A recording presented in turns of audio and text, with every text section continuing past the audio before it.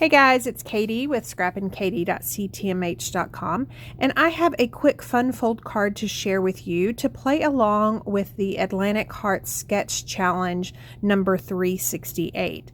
So here is a look at the sketch, and I'm just going to keep that pulled up on my tablet over to the side so I can refer to it off and on. Now for the stamp set that I'm going to be using, I have pulled out several of the new stamp sets from the May and June 2020 catalog from Close to My Heart, and I have decided to use the Queen Bee stamp set with thin cuts. It's super cute. It has a couple of sentiments that can be versatile, and then I have also pulled out the Mix In paper collection, and I will leave links to both of these down below. So off camera, I have ran all the thin cuts through my die cut machine. And I don't know about you, but I usually like to cut a whole bunch of images at once and then keep them with the stamp set to use for future projects. So for this card, I've already pre-cut all the pieces. You will need a White Daisy piece of cardstock measuring 4 1/4 by 5 1/2, and then any pattern paper also measuring 4 1/4 by 5 1/2. And then where the fun fold comes in, I have a piece of 3 1/2 by 6 inch Canary Cardstock. I have scored that 6 inch side at 3 inches. And then I have a piece of Mink Cardstock measuring 3 1/4 by 2 3/4, and a piece of White Daisy measuring 3 1/8 by 2 5/8. Now for the strips that go across, I have 1 inch by 4 1/4, and then I have pulled out just a scrap zip strip that I am going to show you what I like to do for those scraps. So I'm going to put those off to the side and then start assembling my card. So this is a flat note card piece, this bigger piece. So I'm just going to adhere that pattern paper to that White Daisy cardstock, and then I'm going to adhere this piece of pattern paper across the middle, not quite in the center. And then for the zip strip, since it is too short, I have just cut that in half, and I'm going to adhere that onto the outer edges, and then that card piece will hide it. So for the stamping, I'm going to pull out that cute little bee image and then put that on a block and ink that up with black ink. And then I like to use the back side of my Versamat just to kind of get a crisp image. Now for this bee, I will be paper piecing him together, so I've also stamped him on a piece of Canary background and texture paper from the new Blue Skies collection, and then I'm just fussy cutting him out. Now when you paper piece, you do not want to leave a border like I usually do. So also for this focal stamped piece, there is this cute little, it's almost like a trail that the bee leaves, and it's got a heart over to the right. So I've inked that up and stamped that off. And then I also cut a bow. Now to go along with the sketch, I'm going to go ahead and ink that bow up, but I don't end up using it.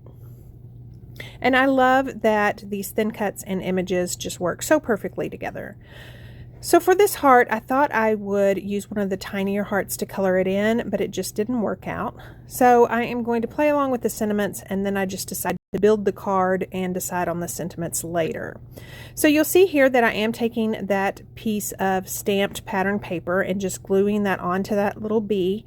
And then I'm going to take a peach watercolor pencil and kind of color in those wings, and then take my clear shimmer brush and just kind of smooth that out, and it almost gives it the watercolor look plus some shimmer. So for the bee's head, I am using one of our tri-blend markers, and it's the brown gray, and I'm just going to go ahead and color him the dark, medium, light, and then go ahead and fill back in with the dark. So I'm going to add some 3D foam adhesive to the back of this cute little bee. And when I mail cards, I definitely like to use the thin 3D foam adhesive. It doesn't add so much bulk to the card. So I'm going to go ahead and glue everything down.